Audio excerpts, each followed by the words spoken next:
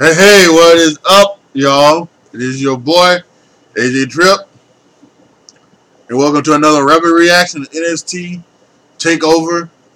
We're in Phoenix tonight, and oh man. Once again, someone said it on Twitter. NXT TakeOver was great, and water is wet. Basically saying that this is a constant, right? It is a constant that when exactly has been the worst takeover. Not since I've been starting watching them. I haven't said because I think each one that I've watched, I've been thoroughly entertained by. I haven't said that there's been bad or there's been anything about it. So whichever one this is, this has just been another fantastic show. We're talking about a fantastic North American title match. We're talking about a fantastic NXT title match. We're talking about a fantastic tag title match. We had a great women's match as well, and we'll talk about some of the controversy about that. I think we got some SJW thing going on in here with that. And Matt Riddle made a good showing against Cassius Ono, in my opinion. So let's just go ahead and let's start the show. We start the show. Let's start the review. We'll start off with the NXT Tag Title match between the Undisputed Era and the War Raiders, and this was just incredible. I really, there's a part of me that says I really don't want the Undisputed Era to go up to the major leagues, to the main roster, mainly because, and not because I don't think they can, they will, book them wrong or anything like that. I just want to keep seeing them do this because I know that they can't do that up there on the main roster. I truly believe that, and it's mainly because Vince and some of his crew don't like tag teams. And I know that's been a constant. A lot of people say that Vince doesn't like tag teams. And then they get the opposite thing. Well, wait a minute. The Usos and the New Day and the Bar and those guys have had fantastic tag team matches. Matt Jeff Hardy when they came back for the last 2 years. What do you mean they don't? Vince doesn't like tag teams or anything like tag team wrestling. But I think as you can see by what they're doing with the revival and other things like that, that he kind of doesn't see that. In my opinion, on the main roster, they kind of view tag team wrestling as what the women's matches used to be, just filler. I guess you can say just filler, 5-10 minutes of your time. And what happens is that the Usos, the New Day, the Bar, they're so good that they say, bunk that, we're going to go out here and we're going to steal the show. We're not going to make this, this isn't going to be filler. But that's just my personal opinion. So I don't want to see an Undisputed Era up on the main roster. But I kind of get the feeling that there's probably a possibility that they'll get a rematch at TakeOver New York, and then they'll be called up to the main roster. I kind of get that feeling. But yeah, this was a fantastic match. Love the athleticism of the big guys. I love the ability of Roderick Strong and Cal O'Reilly. By the way, Roderick Strong, I should say, he has done fantastic filling in for Bobby Fish because Cal O'Reilly and Bobby Fish, they really had a jail, and Roderick Strong came in there and just just said, we're going to get even better. So I just love the way these teams, the way they did things, the way they sold, and the way they did the moves and everything. I thought it was all fantastic. Loving the double spot with Roderick Strong getting power bombed while Kyle O'Reilly is getting body slammed. I love that. We saw that at the War Games.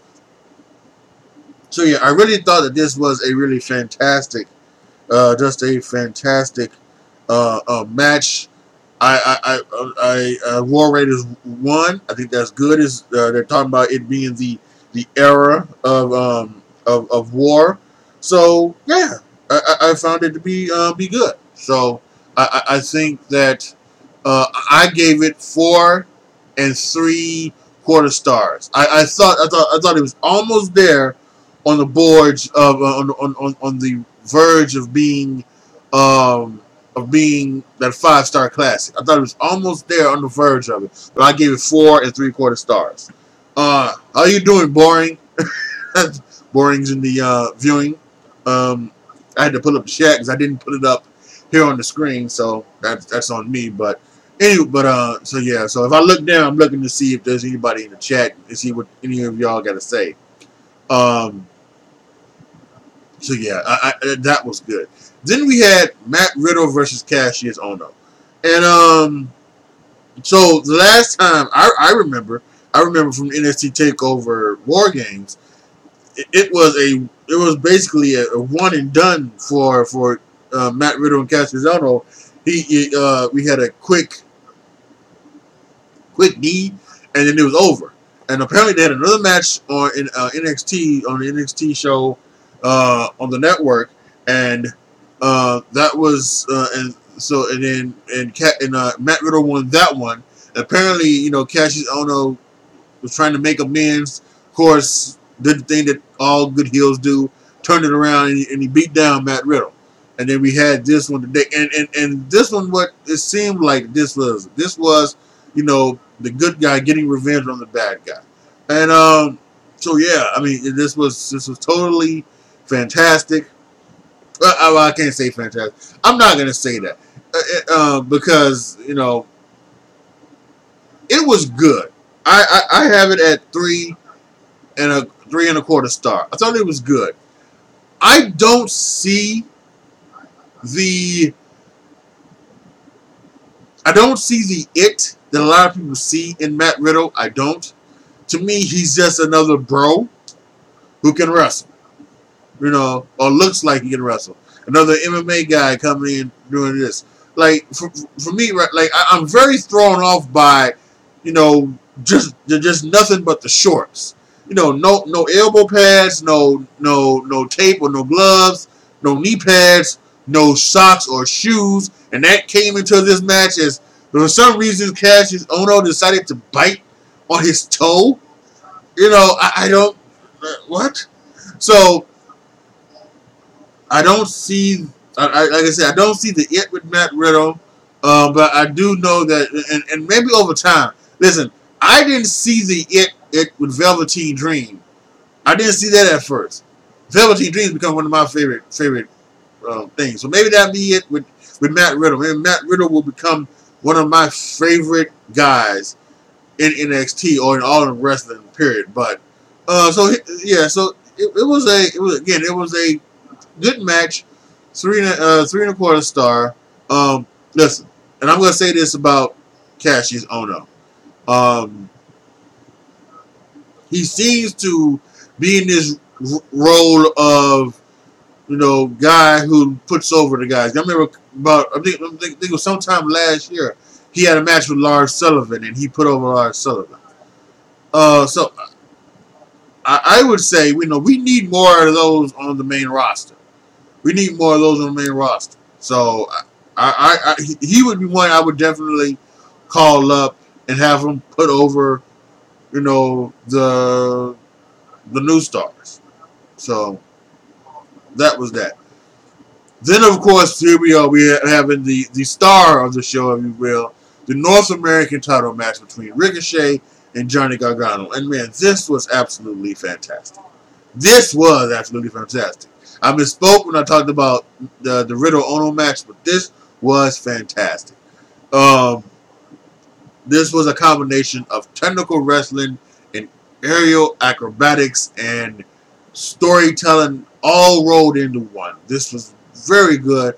this is Johnny Takeover, as you say, doing his thing, and this was fantastic.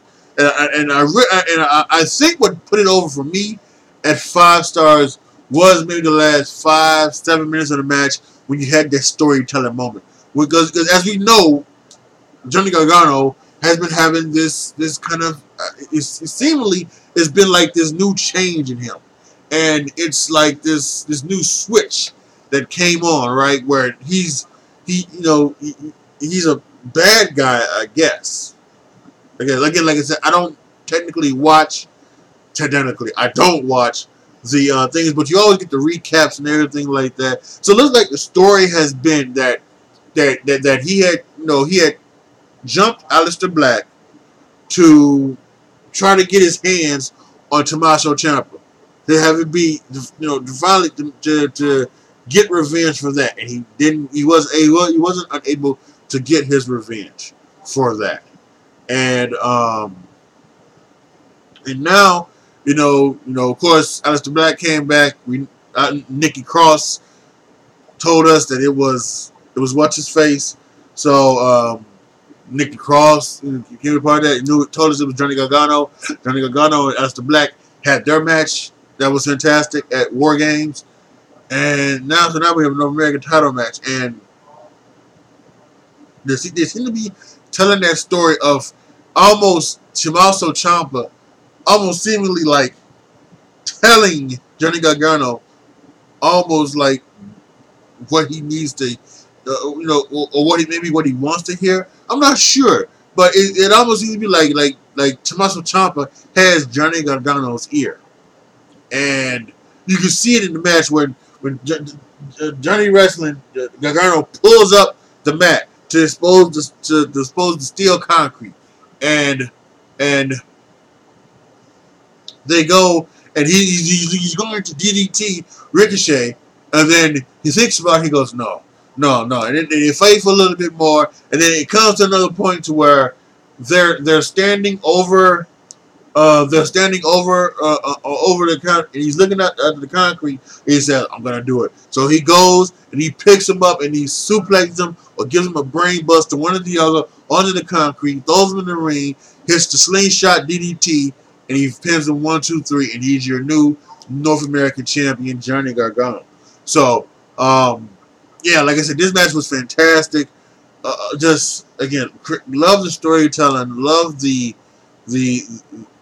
entire, just loved it all, and just once again, Johnny Takeover does it again, and so yeah, it's a good thing, and it's very wondering what are they going to go with this? Where exactly are they going to go with Johnny Gargano? And down the slope, like how's it going to be? Because I'm really wondering what's going to happen. I can't wait to see. Excuse me. So the next match was the women's title match. It was between Bianca Belair and Shayna Baszler. And in my predictions video, which you can go back and watch and see, I predicted that Bianca Belair would win, but he would win by DQ, because they have been talking about the undefeated, right? That she was undefeated. She even got her own thing where she goes undefeated, right? She's even doing all of those things. So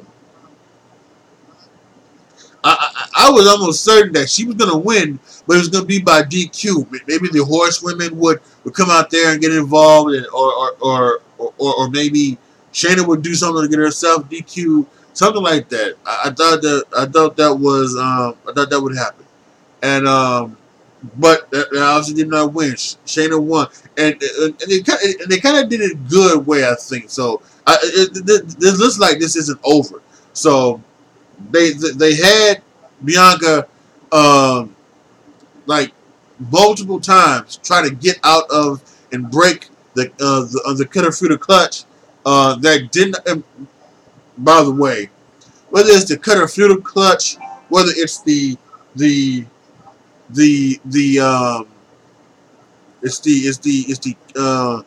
rear naked chokehold, whether it's the coquina clutch, whether it's a sleeper hold, whatever it is, it's the same thing. So I kind of wish they would.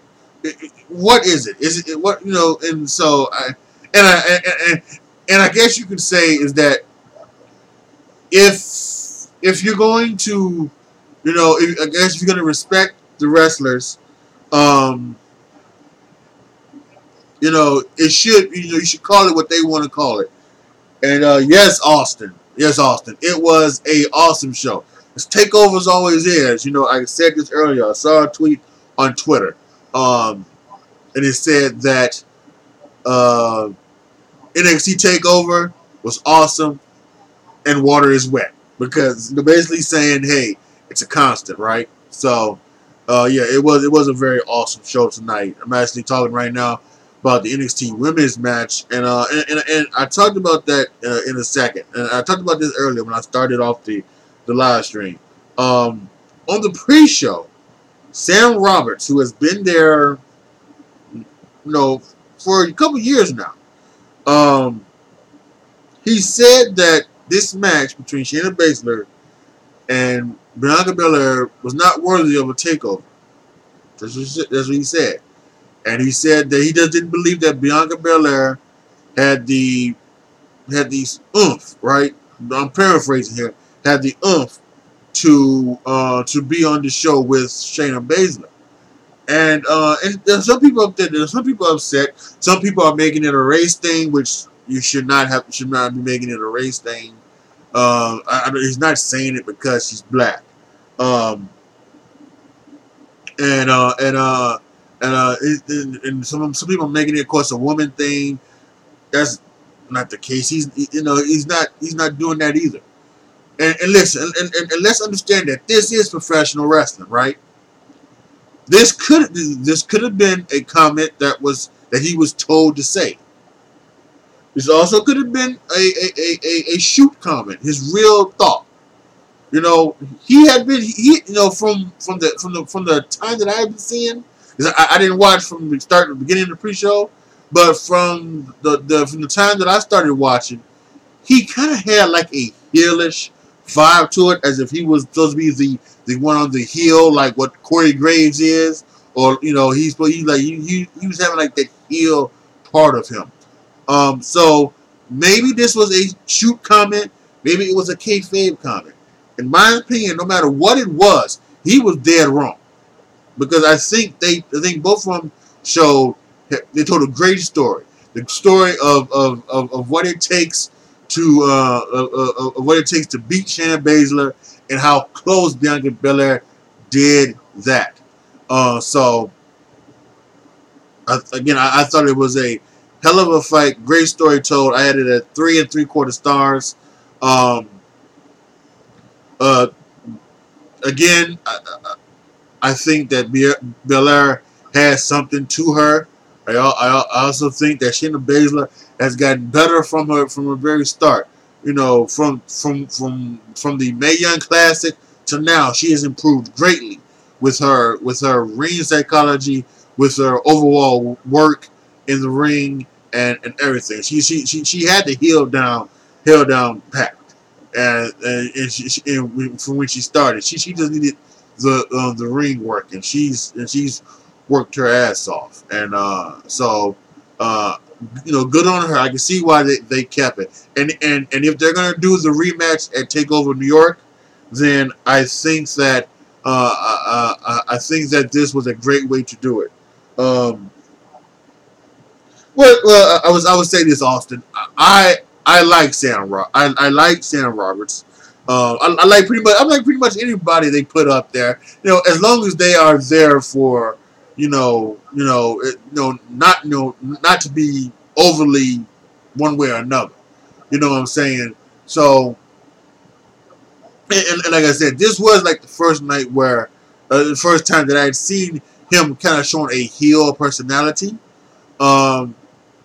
So I'm not sure. They don't need to have the people on the pre-show be heels and faces. They don't. They really don't. They don't need that. They don't need them to espout their expertise, to be out to do whatever. Talk about now. If there is something that they need to be they need to be said. They need to be said. I always remember this fondly. A couple years ago at SummerSlam, Booker T. The line was obviously fed to him by either Vince or Triple H or somebody else. But he said on the pre-show for the match between Lesnar and Orton, he said, "Tonight I'm predicting blood." And what did we see? We saw Brock Lesnar use his elbows to open up Orton. So I kind of think they are there to tell the story and get the matches over for the fans. They don't need to be heels and faces. So I will say that if this is going to be something new where Sharon Roberts is doing his heel stuff, I'm not going to be a big fan of it. But yeah, so like I said, this was fantastic. Like I said, kayfabe comment or shoot comment.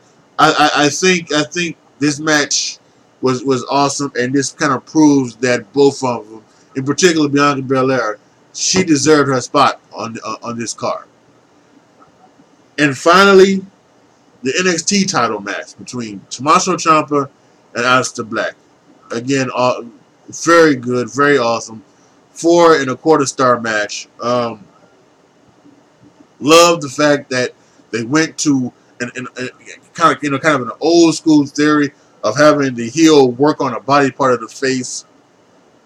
Psychology, work on his leg so that he can't stand to do the black mass, or the black mass can't be as effective of a move with a bad will. I loved it. Just that needs more of that in wrestling. And I was kind of thinking about that at one point. I was kind of thinking, one thing that wrestling needs is a little bit more old school stuff.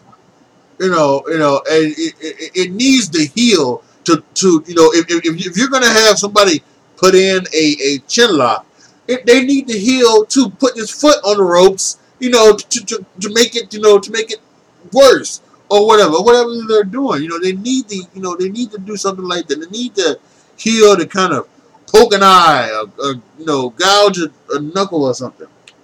Yeah, old school heels, absolutely. He's got a little bit of that, and it wouldn't surprise me that we see that when you got Shawn Michaels and you've got William Regal along with Triple H, in NXT, helping these folks out. So it doesn't surprise me that we see that in NXT. We don't see that a lot on the main roster because that's not the way they're doing. They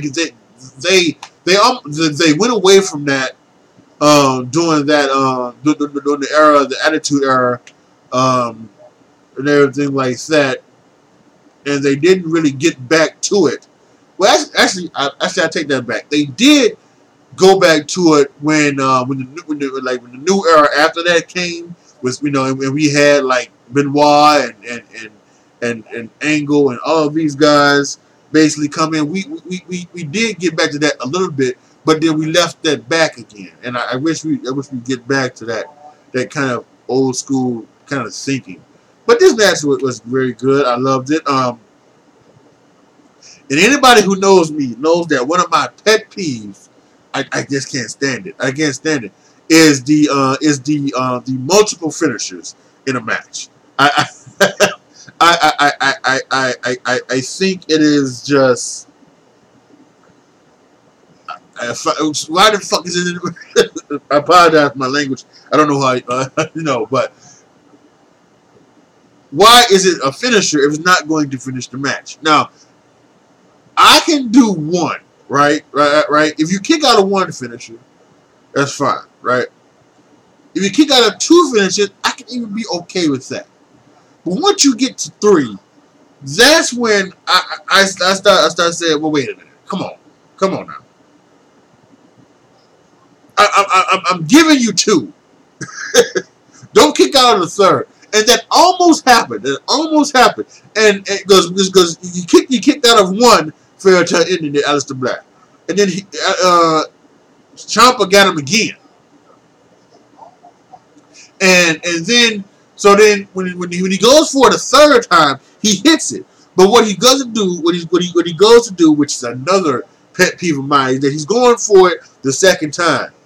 So then what happens is that they Aleister Black gets out of it somehow, goes for the black mass, and he misses, and then grabs his leg and say, "Oh, he couldn't." And like I said earlier, he couldn't get all of it. He couldn't, he couldn't get Ciampa because of his leg, and he hits him with a fourth one, and that finishes him.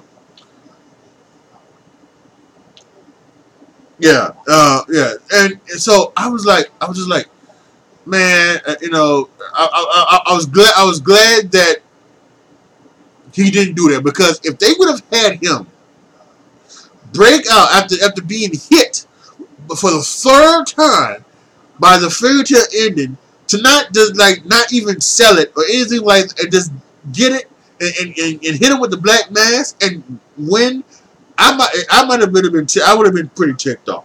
But that didn't happen. He hit him with a fourth one and he won, so I guess that's okay. But yeah, I mean that's something that I am not a fan of.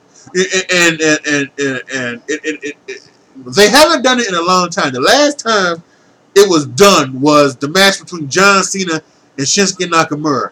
When John Cena he does the AA and then he rolled through, going for the second AA, but Shinsuke somehow, not being affected by the first one, apparently, just, gets out of it and then hits it with the Kinshasa. I just, no, please, no. So yeah, it's but it was a good match. It didn't ruin it, and so yeah, I thought that was fantastic. This was an awesome show from top to bottom. And I think, I've said this too. I said this before. I think it is. I think we've gotten to the point to where it is time to where we need to stop trying to compare NXT TakeOver with the main roster show. We have to stop. We have to stop it, because it's now is at the point where it's unreal to do so. Right? It's unreal to do so for a myriad of reasons. Not only does NXT TakeOver keep seemingly putting on fantastic show after show after show, you don't get that with the main roster. But the main roster, three things. One is almost 2 hours long. It went off the air, and by the way, I need to get to what happened with we saw as it went off the air in a second, but it went off the air at about 8:30 or 8:35, something like that. That was 2.5 hours this show. So they're talking about, with the pre-show, it possibly brings a 7-hour show, a 7-hour program, tomorrow. So 7 hours, there's going to be dulls. There's lulls. And actually, maybe I didn't misspeak. Maybe I meant to say dulls. But there are going to be lulls in the entertainment. Also, the main roster, they are doing things a different way. In NXT TakeOver, I feel they are, when they do their things, they are again doing things old school. They are trying to set up the next thing. They are trying to set up the next, whether it's the next feud, whether it's the next story. Like we just talked about. If they're gonna do Bianca Belair and Baszler again at New York, they've told a great story of how showing how she can beat Baszler, and Baszler is not unbeatable. How she can show that that how she can beat her. They told that story. They don't do that on the main roster. On the main roster, I feel, this is just my opinion, what I think they do is that they do things in the here and now, and then we'll see what goes on. They don't look towards the future. So, for instance, Becky Lynch and Asuka, right? Becky Lynch and Asuka. Um, if the rumors are true and they're gonna do a triple threat match, Becky Lynch, Charlotte Flair, and Asuka, right? Why would you put Becky in that match? Why would you put Becky in the match? Why? I wouldn't do that. What I would have done, and what a lot of people have said would have done, right? You would have put Becky Lynch in the Royal Rumble. You would have put Becky Lynch in the Royal Rumble. And then you would have done the Bret Hart, Lex Luger thing, where they both go over the top rope at the same time. And then that way, what you could have done, you would have crowned co-champions. And then maybe what you would have done is done something where they would have had a match. It once again would have ended in some type of draw, where both women would have been standing.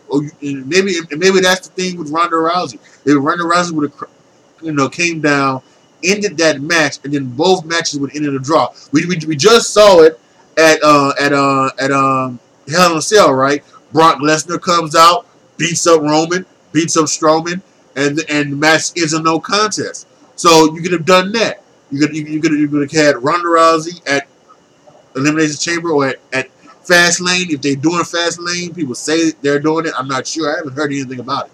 But they could have had Becky versus Charlotte one more time. Have Ronda come down there, no contest the match, and then both of them say we want Ronda, and that's how you get to the triple threat match at WrestleMania or something like that. I don't think people in the main roster see that if that's what they're doing. And I'm skeptical about that too. I still think personally it's going to be Ronda versus Charlotte, and Becky's going to be doing something else. But you just wouldn't put her in that match. I would have thought, you would have had her do something else. But see, everybody's on Becky. Everybody loves Becky as we should, and we want to see Becky have a title shot. So why not, right? So they just see things for the here and now. You don't see things really for the future like NXT does. That's one of the reasons why I think you can't compare the two. I think not only is it the length of the show that the main roster does, but also it's the way the main roster looks at each thing. They almost go, and we've heard all the rumors, right, where the writers over the weekend will write a Monday Night Raw.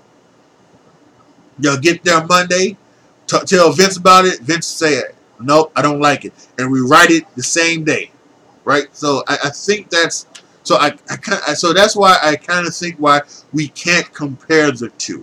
I know some do. I think Austin, I guess maybe you think we can, but I don't think we can. But that's just my opinion. So really quick, let's talk about what we saw at the end of TakeOver.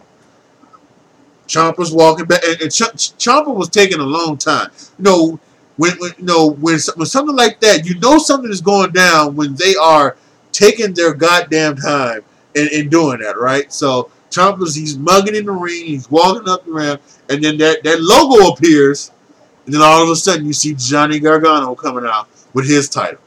And there they are, the North American champion, the NXT champion, holding up their titles. Heel DIY? Maybe. When's the last time we've had a triple header match? 2001, the two-man power trip. Austin and Triple H. Austin was the heavyweight champion. Triple H was Intercontinental champion versus the Brothers of Destruction, the tag team champions. Could we be going to TakeOver New York? The North American champion, Gargano. The NXT champion, Ciampa, versus the War Raiders in a triple header match. That would be interesting. That would be a pretty darn good match. Just because we know what DIY can do as a tag team. So that would be pretty interesting. Yeah, Austin. It does all come down to Vince. It all comes down to Vince. What will be interesting to see is we want to see how does Raw and SmackDown change once the XFL comes around. Because there's been a lot of it was rumored, and once again this is a rumor, that when the XFL comes around, Vince is going to give more freeway to Triple H to do a lot of the booking and stuff. Apparently, Vince is still going to do the main shows. Vince is going to do Royal Rumble. He's going to do WrestleMania. He's going to do Survivor Series, SummerSlam, and so he's going to do those. But everything else will be by Triple H and in his crew. He'll do the shows and write the things and write the pay-per-view things like that. So if that's true, we will see the difference definitely if that happens. The difference between Royal Rumble and WrestleMania, Survivor Series, and SummerSlam between everything else. If that does come to true, so you are right. It could come down to Vince. So yeah, it just was definitely just once again a fantastic evening of show. And as I say that, I would predict tomorrow's still going to be fantastic. I would doubt that there are going to be really anything that is bad. I don't think we're going to see what we saw between Dean Ambrose and Seth Rollins. They tried to experiment with something, and it fell flat with a lot of the audience. It just did. We have to be honest with that. We heard the boring chants and we heard all that stuff, and I was okay with it. I thought it was okay, but yeah, it's just no. I don't think we're gonna see anything like that. Well, here's the thing, Austin, and I think that I think it's a combination of the two, of two things. I think maybe Vince is a little bit behind the times with wrestling. I do, and you just said it. You called it pro wrestling. Vince is calling it sports entertainment. So I think there is a bit of a thing where Vince may be behind the times in that form of fashion, but I also do think that sometimes the fans, and I'm actually I'm gonna do a video probably this week about why WWE shouldn't listen to the fans. But I also think that the fans kind of have this mentality of where if we don't get what we want, blah blah blah, hashtag cancel WWE Network or everything like that. It's almost like they throw a temper tantrum if they don't get what they want, and I think the fans have a little bit involved to do this too, because I think sometimes the fans maybe should just go along with the story. And listen, if the story is god awful or anything like that, I can understand why you might just want to turn it off. I see a lot of people say this. A lot of people say this all the time. That they are not fans of Randy Orton. And listen, that's okay. You have the right to be a fan of whoever you want to be. If you are, that's certainly your progress. But when fans say that Randy Orton has done nothing, to warrant what happens, I don't know about that. If you want to say that Randy Orton should be in the back and let the new people come, understand that. Totally understand that. In fact, I would agree with you probably. But I don't know if Randy Orton doesn't deserve to be in the spot that he has. He's been there for 17 years or so odd, however long he's been there, and he has done some great work. He's had fantastic matches. He's told great stories. He's been one of the best of all time. he's a Hall of Famer without question. But it almost has this thing of that fans don't like Randy Orton because he's taking television time away from so and so, and Randy Orton should just go away.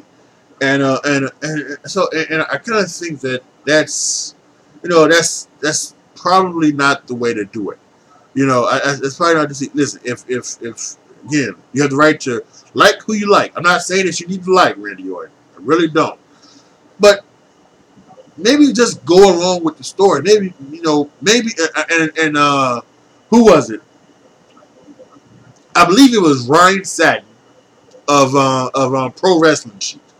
He said this on Twitter once, and I think this is perfect. And this was about the CM Punk chants. Because that's what when the fans, are not liking something, they start chanting CM Punk, CM Punk.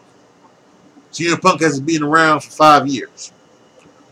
Instead of chanting for CM Punk, you should chant for somebody, you want, somebody else that you want to see. And I kind of like that. So maybe doing the Randy Orton match, instead of rooting for instead of for cheering for CM Punk, cheer for the person that Randy Orton's in the ring against, right? Cheer for that, yeah. So we'll see that we've seen that with Roman, right? Some people don't like Roman Reigns, so we cheer the guy against Roman Reigns. Unless you're Jinder Mahal, and then of course we boo the shit out of everybody, right? we don't like neither of you. We're just gonna boo both of you. You both suck. So, but that would be my guess. So that's all I'm saying. Is that play along a little bit, and then maybe that will open the eyes of Vince. And guess what? Didn't we? Well, I guess you could say we. I'm part of the universe. But I would truly admit, I was a fan of the Becky Lynch heel turn. I was a fan of it. It would have been great to see a heel Becky Lynch, in my opinion. Everybody else didn't want to see a heel Becky Lynch, and they basically said, we are going to boo Charlotte out of the building until you turn around and do the right thing. And Vince finally caved. He said, okay, I give. Don't boo Charlotte. Please stop booing Charlotte. I'll just give you your face Becky Lynch. And guess what, right? It happened. Compromise. So, it's again, to Austin's comment, I do think it works both ways. I think that there are ways in where you can open Vince's eyes to things that you would want to see, while still going along with the program, while still what's the phrase? While still whatever, just being in with playing along with the show. Going along with the show. Okay, you want to put Randy Orton out there? Okay, fine. I'm cool with it, but I'm going to cheer the other person. Or until they say, okay, well, Randy Orton can do that. And so yeah, that's what I think of it. And once again, like I said, probably this Friday, unless something else happens, there's some big breaking news. I'm gonna have I'm gonna do my That's a Shoot a segment where I kind of tell you why WWE shouldn't listen to its fans, and because I'll give you this one bit: they really haven't listened to them forever, have they? I mean, in my opinion, what the fans have wanted and what Vince has wanted has kind of lined up, right? It's always been like that. Did the fans really want Hulk Hogan to win the title at WrestleMania 9? After Yokozuna beat Bret Hart? Did the fans really want that? But you liked it, didn't you? At least at the time you did. Maybe now looking back, you say he screwed Bret Hart over. Especially what we know, him going over to Japan, basically saying that WWE wasn't really good, and then him not dropping the title to Bret when he should have, you know, because Bret was a small guy, so he dropped it to Yokozuna. After knowing all of that, of course you say, well, that actually didn't even happen. But when you were a fan, you were like, yeah, another Hogan title championship. Woohoo! Right? That's what you would do. So that's just, again, Friday. I just a little bit of taste of it. Um, so yeah, that's going to be it for my rapid reaction. Make sure you're here tomorrow for my rapid reaction to the Royal Rumble. We'll break down all the matches, break down who does what. So I think it's and listen, it's the Royal Rumble. So and we got two of them now. We got a women's and a men's. So all in all, this pay per view should not suck. So it should not suck. Maybe it's not going to be as good as tonight's, but it should not suck. All right, I want to thank everybody who joined me. I want to thank Austin for commenting. Yeah, you have a nice night too, bro. I appreciate it. Thanks for stopping by. Post your comments down below. If you are catching this later, let me know what you guys thought about this show. Make sure you like, you share, and you subscribe. You click the notification bell so that when I do go live, you'll get the notification for it. And yeah, thanks again for watching. This is your boy AJ Tripp signing off. As always, be good to each other, y'all. Be careful out there. I am out. I'll see you guys tomorrow night.